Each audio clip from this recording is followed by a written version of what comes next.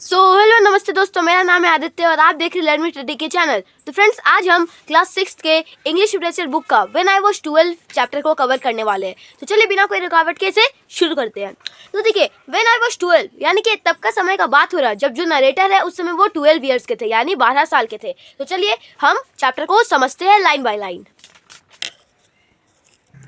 We all went to a Kannada municipal school, यानी कि ये सब एक कन्नड़ा म्यूनिसिपल स्कूल में रहते थे, यानी कि उस स्कूल का नाम क्या था? कन्नड़ा म्यूनिसिपल। क्या था स्कूल का नाम? Kannada municipal school. उसके बाद है it was the most elegant school, not the kind of municipal schools we have today. यानी कि कहना चाह रहे हैं पहले का स्कूल बहुत अच्छा था, क्योंकि आप अभी देखोगे कि म्यूनिसिपल मतलब ये होता है सरकारी स्कूल। तो अभी के टाइम के सरकारी स्कूल को देखोगे तो हल्का वहाँ पे कहीं टूटे रहता है, कभी कभी कोई चीज़ गिर जाता है। लेकिन उस टाइम पे जो ये स्कूल था ये सरकारी स्कूल था, लेकिन फिर भी ये प्राइवेट जैसा था। ठीक है, तो हम आगे बढ़ते हैं। उसके बाद दिया है कि don't forget that the Maharaja of Mysore himself took a special interest in the school। यानी कि फिर वो बोलते हैं कि भूलो मत कि जो महाराजा है मैसूर में जो रहते हैं, मैसूर एक जगह का नाम है, वहाँ के जो महाराजा है वो भी स्कूल में एक स्पेशल इंटरेस्ट रखते हैं, मतलब ज़्यादा इंटरेस्ट रखते हैं।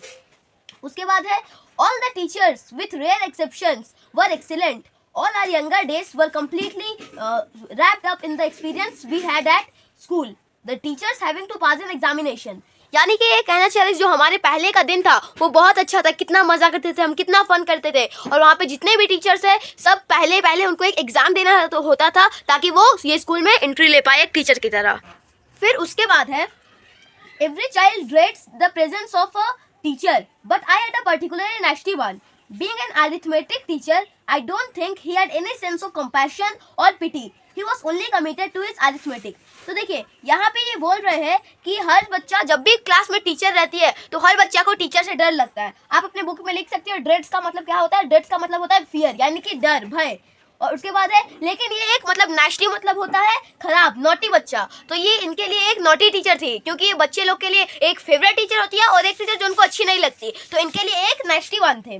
ठीक है, और being an arithmetic teacher, arithmetic मतलब होता है मैथ्स टीचर। क्या होता है?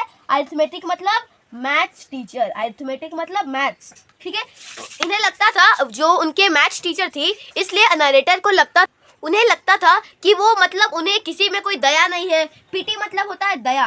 क्या होता है? पीटी और कंपैशन मतलब होता है दया। किसी में कोई दया नहीं है और वो सिर्फ अपना मैथ्स के पीछे पड़े रहते हैं, अरिथमेटिक। ठीक है, उसके बाद है someone has 3 mangoes, someone has 4, together how much? This simple thing we could not get the hang of। We could have, but he was a such formidable character that we felt the right answer we did beaten anyway। अच्छा, तो क्या होता है यहाँ पे narrator बोलते हैं कि अगर मुझे एक, अच्छा मान लीजिए एक जन के पास 3 मैंगोस है, एक जन के पास 4 मैंगोस है, तो टोटल मिला के कितना हुआ? 7। लेकिन ये सिंपल थिंग नरेटर को नहीं आता था, मतलब उनका पाला नहीं पड़ता था इनको। लेकिन अगर इनको ये सही आंसर बोल भी देते थे, लेकिन उनका जो अरिथमेटिक टीचर था अगर वो सही आंसर बोले चाहे गलत आंसर बोले, मार तो उनको पड़ना ही था। बात ऐसा था। तो चलिए आगे बढ़ते हैं।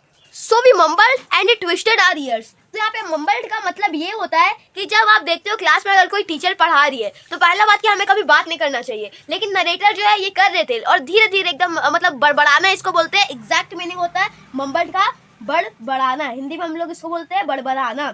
ठीक है, आप चाहो तो इसे लिख सकते हो अपने बुक में या फिर कोई रफ नोटबुक में, जहाँ पे भी आप लिख रहे हो। और जैसे ही वो देखता है कि ये लोग अपने अपने में कुछ बात कर रहा है धीरे धीरे, तब जो नरेटर है उनका और उनके दोस्तों का कान ट्विस्ट कर देता है। ट्विस्ट मतलब मरोड़ देता है और उन लोग पे गुस्सा करता है, चिल्लाता है। He was the target of my caricature। One day he did written the usual sum on the blackboard। Ram has 3 mangoes and Krishna has 4। It was a simple sum but quite beyond me। फिर एक दिन ऐसा ही और आता है जिस दिन जो ये टीचर है अरिथमेटिक टीचर, वो वही सेम क्वेश्चन लिखते हैं, बस हल्का घुमा फिरा के लिख देते कि राम के पास 3 मैंगोस है और कृष्णा के 4, तो टोटल मिला के कितना हुआ। लेकिन सबके लिए तो ये बहुत ईजी था, लेकिन इनके क्वाइट बियॉन्ड मतलब होता है उनके लिए ईजी नहीं था, लेकिन बाकी सबके लिए ईजी था। ठीक है, आगे बढ़ते हैं। I thought he did not ask me, so I sat hiding behind the others who like me were all short boys. I started sketching. देखिए क्या होता है कि जब भी हमें मान लीजिए कोई क्वेश्चन पूछा गया और हमें उसका आंसर नहीं आता, तो बहुत सारे बच्चे लोग अपने आगे पीछे के बच्चे लोग से ऐसे झुक के उनके तरफ से छुपे रहते हैं ताकि उनसे ना पूछा जाए। उसके बाद है I started sketching It looked very much like a tiger, a man with bristling mustache, teeth, and that all developed as the questions went on. Went on. He was in the first row. I was in the last. यानी कि ये बोल रहे हैं narrator कि वो जब इन सब उनका पाला नहीं पड़ा तो वो सब चीज छोड़ के स्केचिंग करने लग गए। स्केचिंग यानी कि कोई ड्राइंग अपना अपना स्केचिंग होता है, जैसे उनका ये हॉबी था ताकि वो स्केच करे, ठीक है। उसके बाद था कि वो जो स्केचिंग बनाए थे वो एक टाइगर जैसा दिखता था, लेकिन वो एक ऐसा भी दिखता है जैसे एक इंसान खड़ा हो, उसका बहुत बड़ा बड़ा मूछे हो। आप अपने बुक में लिख सकते हो माउस्टेच मतलब मूछ, माउस्टेच मतलब मूछ, और ब्रेसलेट मतलब बहुत छोटा छोटा और बहुत धार, ठीक है। आगे बढ़ते हैं। और जब ये अपना स्केच कर रहे थे तब नरेटर लास्ट रो में बैठे थे और जो टीचर है वो फर्स्ट रो में बैठे थे। I got involved in the caricature. Suddenly, I felt a piercing pain in my left ear.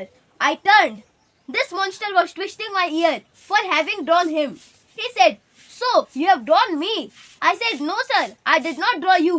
But he could recognize it through all that likeness to a tiger, that if it was he. Of course, I was punished. यानी कि narrator यहाँ बोल रहे हैं कि वो जब इधर उधर देखते हैं तब वहाँ से जो टीचर है वो अर्थमेटिक टीचर वो चल के आते हैं इसकी तरफ, और फिर जब उसका स्केच देखते हैं तब बोलते हैं अच्छा तुमने मुझे बनाया है। तब फिर जब नरेटर उनको तो अचानक से नरेटर का कान में कुछ घूमने का महसूस हुआ, दर्द महसूस हुआ। अगर आप कहीं और देख रहे हो, आपको कोई कान में या फिर कहीं भी अगर मारेगा तो आपको कुछ महसूस होगा। तो ऐसे जैसे नरेटर उस तरफ देखे तो देखे कि ये मॉन्स्टर, यहाँ पे मॉन्स्टर एक असली मॉन्स्टर का बात नहीं किया जा रहा है, वो जो अर्थमेटिक टीचर था उनका बात किया जा रहा है। तो नरेटर बोल रहा है कि वो अर्थमेटिक टीचर मेरा कान मरोड़ रहा था। तब फिर वो बोलता है कि सो यू हैव ड्रॉन मी, यानी कि तुमने मुझे बनाया है। तब फिर नरेटर बोलते हैं नहीं सर, मैंने आपको नहीं बनाया है, लेकिन वो इससे अच्छा से पहचान सकते थे कि नहीं तुमने तो मुझे ही बनाया है। और फिर भी कुछ भी हो, पनिश तो इनको होना था, डांट तो इनको पड़ना था। तो वही हुआ इनके साथ। That was the time I realized the art of caricature. I saw, my God, indeed, he does look like a tiger. My attempt was not to draw a tiger, but I drew the face of a tiger subconsciously as an extension of the man's personality. To me, he was a tiger. भले उनके teacher को ऐसा लग रहा हो कि वो उन्हें ही बना है, लेकिन इनका रियल मोटिव नहीं था टाइगर को बनाने का। इनका पहले अटेम्प्ट में वो टाइगर नहीं बनाना चाहते थे, लेकिन फिर भी ना चाहते हुए भी उनके हाथ से टाइगर बन गया, जो एक मैन का, एक इंसान का पर्सनालिटी से मिलता जुलता था। चलिए turn the page. Next page में है फिर यहाँ एक क्वेश्चन है, do you think the narrator gave up making caricatures after being punished by his teacher? ये आप चाहो तो आप आंसर कमेंट बॉक्स पे कर सकते हो, लेकिन फिर भी मैं आपको आगे के चैप्टर पढ़ते पढ़ते इसका आंसर बता दूंगा। From then on, it almost became a hobby for me to liken human figures to inanimate objects or animals. यानी कि इसके बाद से जो नरेटर है इनका आदत बन गया था कि कोई भी इंसान को बनाएंगे और उसको कोई एनिमल या फिर इंसान से मतलब कंपेयर करेंगे। You might ask what it is that relates things or creatures to personality. I used to stand and watch the city bus. It always looked like someone I knew. People spilling out of the bus began to take the shape of a giraffe or a monkey or a Cadillac. Fit belonging to one of the Maharaja of Mysore, which used to stand in the porch next door. To me, it looked like a prince. There is personality that gets rubbed off into inanimate objects. देखिए यहाँ पे इसका मतलब क्या है कि अब जब से इनका आदत बन गया था तो अपना जो सिटी का बस आता जाता था उन्हें देखते थे और उनको एक कैडिलैक जैसा लगता था। कैडिलैक मतलब क्या, लग्जरी व्हीकल्स। यहाँ पे मैं लिखा हूँ, आप चाहो तो अपने भी बुक में लिख सकते हो, कैडिलैक मतलब लग्जरी व्हीकल, ठीक है। और उसके बाद जो भी स्पिलिंग मतलब होता है थूकना, जो भी बस के बाहर से थूकते हैं तो उन्हें लगता है कि एक मंकी है या फिर जिराफ है, ठीक है। मंकी मतलब बंदर, ठीक है। आगे लिखा है कि जो वहाँ का जो ड्राइवर थे, जैसे जो वहाँ का ड्राइवर होता है उनके साथ एक जन रहते हैं, वो बोलते हैं ना कि हाँ ये बस यहाँ से यहाँ जा रहा, साक्षी से यहाँ जा रहा है, यहाँ से वहाँ जा रहा। तो वही जो ऐसे बोलते थे उन्हें ऐसा लगता है वे महाराजा ऑफ मैसूर है, यानी कि जो मैसूर का राजा है उन्हें वो ऐसा लगता था। फिर आगे है, even today I feel that I got nothing out of 2 + 4 - 1, but I gained something invaluable that day in the classroom. यानी कि ये नरेटर बोल रहे हैं कि मुझे आज तक 2 + 4 - 1 के अलावा कुछ नहीं आया, बस मुझे कुछ पता चला, कुछ इनवैल्यूएबल, यानी कि जिसका कोई वैल्यू नहीं है, ठीक है। आगे बढ़ते हैं। I will tell you another incident. Incident मतलब घटना. That is connected with the art of caricature. Caricature यानी कि कोई भी एक, मान लीजिए एक ड्राइंग है जिसके बारे में आप बता रहे हैं कि उसके बारे में डिफाइन कर रहे हैं. एक पर्सन, एक पिक्चर जिसमें कोई भी पर्सन का फनी मैनर को और एक्सैगरेट करके बता रहे हैं, यानी कि और डिफाइन करके बता रहे हैं. ठीक है. The art I have chosen is one which rubs everyone on the wrong side. जो आर्ट ये चूज किए थे वो कभी भी किसी को इरिटेट कर सकता है या फिर उसका दिमाग खराब कर सकता है, क्योंकि उन्हें अगर आपके बारे में कोई फनी मैनर में या फिर कोई खराब मैनर में बोलेगा तो आपको गुस्सा ही आएगा. वही यहाँ पे बात हो रहा.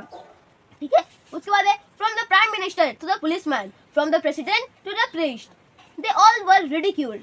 That is my profession, so long as it's about other people's like it. देखिए, तो ये प्राइम मिनिस्टर से उसको इनएनिमेट करते हैं, उससे कंपेयर करते हैं एक किससे, एक पुलिसमैन से, और एक प्रेसिडेंट से एक प्रीस्ट, यानी कि किससे, एक पंडित से. प्रीस्ट मतलब होता है पंडित. They all were ridiculed. Ridiculed मतलब वो एक दूसरे पे हंसते थे, जिसके बारे में ड्राइंग था वो उन पे हंसते थे.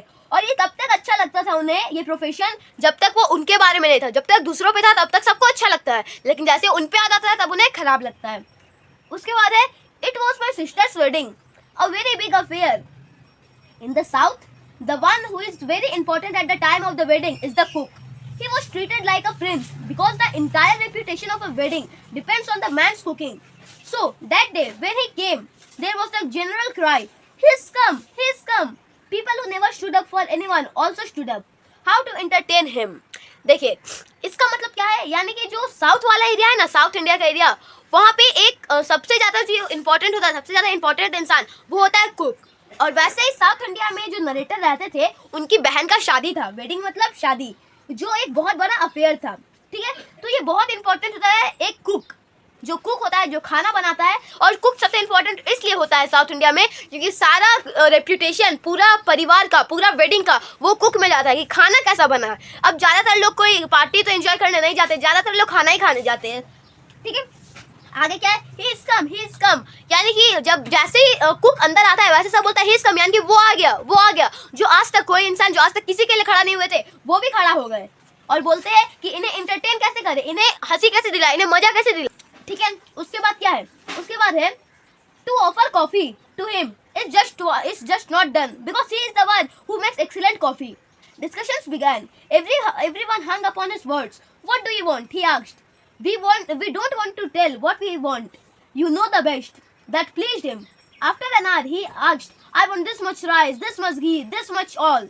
Okay? देखिए क्या है, यानी कि वो जैसे आते हैं सब उनसे पूछने लगता है आपको क्या चाहिए, आपको क्या चाहिए. तो उनमें से एक जन बोलता है आप कॉफी लेंगे, और फिर तब वहाँ का जो एक लीडर टाइप थे वो आके पूछते हैं आपको क्या चाहिए, है ना. तब फिर जो कुक थे वो उनसे पूछते हैं कि आप लोगों को क्या चाहिए. तब जहाँ के लीडर थे वो बोलते हैं कि नहीं, हम लोग को जो चाहिए वो तो आपको ऑलरेडी पता है, सबसे अच्छा तो आप ही को पता है हम लोग को क्या चाहिए. ठीक है. उसके बाद 1 घंटा बाद वो कुक बोलता है कि मेरे को इतना राइस चाहिए, इतना क्वांटिटी में घी चाहिए, इतना क्वांटिटी में ये चाहिए वो चाहिए. ठीक है. तो उस टाइम में बहुत सारा चीज़, जितना भी चीज़ था वो बहुत सस्ता आता था, इसलिए सब आराम से बाय कर लेते थे.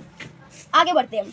While all this was happening, I was in a corner of the room sketching as usual because I was a compulsive sketcher right from the age of 3. While I was sketching, I was listening to the conversation. It seemed like they were ordering enormous quantities of food, but in those days everything was so cheap.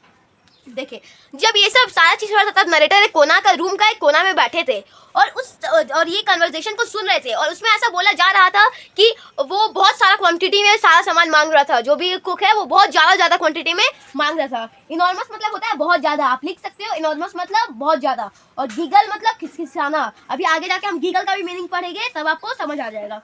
ठीक है. Discussions ended. He was about to go when someone said, "You can't live without coffee."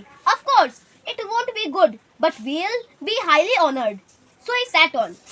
तब ये जो वहाँ के leader थे वो बोलते हैं आपको कॉफ़ी चाय बिना तो नहीं छोड़ेंगे, कॉफ़ी पिए बिना तो नहीं छोड़ेंगे. तब फिर कुक बोलते हैं कि ठीक है, मतलब उतना अच्छा नहीं है लेकिन मुझे प्राउड मोमेंट होगा, मेरे को अच्छा लगेगा. तो ठीक है, वो बैठ गए वहाँ पे. आगे क्या है, everybody was relaxed. To get on the man himself was difficult, but to get the man to sit down and have coffee.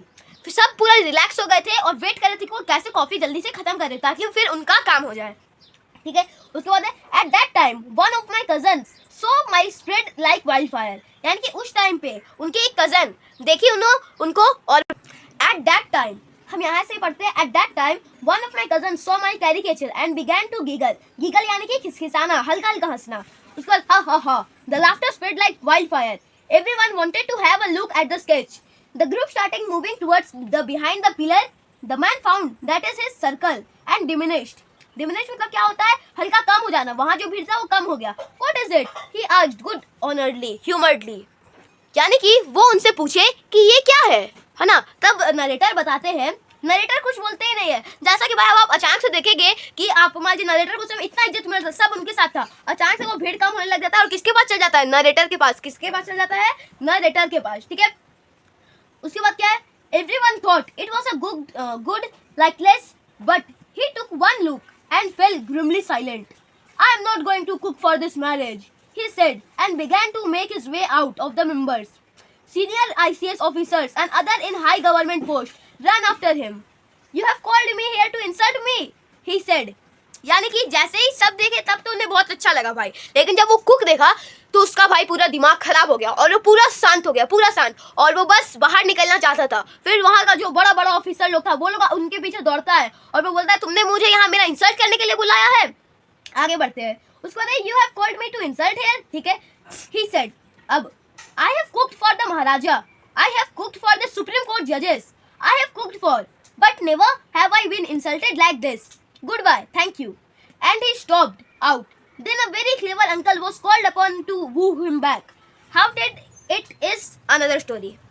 देखिए क्या होता है कि वो जो ये बोलते हैं कि हम बहुत बड़ा बड़ा लोग के लिए बनाए, सुप्रीम कोर्ट का जज के लिए खाना बनाए हैं, हम महाराजा लोग के लिए खाना बनाए, लेकिन मेरा इतना इंसल्ट कभी नहीं हुआ है। तो ये बोलते गुड बाय, थैंक यू, मैं जा रहा हूँ। और स्टॉर्म यानी कि बहुत जोर जोर से अपना पैर को दबा दबा के वहाँ से बाहर निकल। वहाँ से एक बहुत चालाक अंकल आते हैं और उसको कैसे कैसे करके मना लेते हैं और वापस ले आते हैं। अब वो कैसे मनाते हैं वो एक दूसरा स्टोरी है।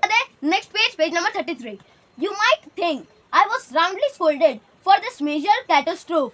आई wasn't, my family always supported me, I don't know why. अब आपको लग रहा होगा अब तो पक्का नरेटर को बहुत डांट पड़ा होगा, लेकिन ऐसा कुछ नहीं हुआ क्योंकि नरेटर का फैमिली उनको बहुत सपोर्ट करता था, ठीक है।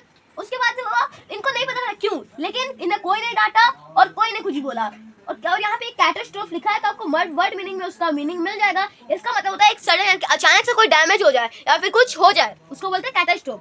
और लास्ट पैरा में आइए, as an enlightened family my parents neither encouraged me not discouraged me, mercifully they left me alone. These same parents left me with a piece of chalk at the age of 3. They changed to me a pencil at the age of 6 or 7. Then came color pencils and paint boxes. I am grateful to them and they were very proud of me as I progressed from class to class.